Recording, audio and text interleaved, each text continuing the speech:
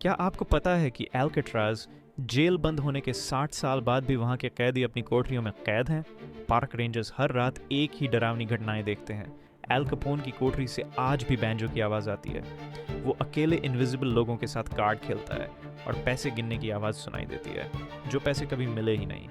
Cell 14D में जो visitors जाते हैं वो अचानक बर्फ जैसी ठंड महसूस करते हैं, फिर कानों में मरे हुए गार्ड्स के नाम सुनाई देते हैं। लेकिन सबसे डरावनी बात यह है, हर रात 9:30 बजे 3 कैदी अपना एस्केप प्लान रिपीट करते हैं। फ्रैंक मॉरिस, जॉन एंगलिन और क्लैरेंस एंगलिन।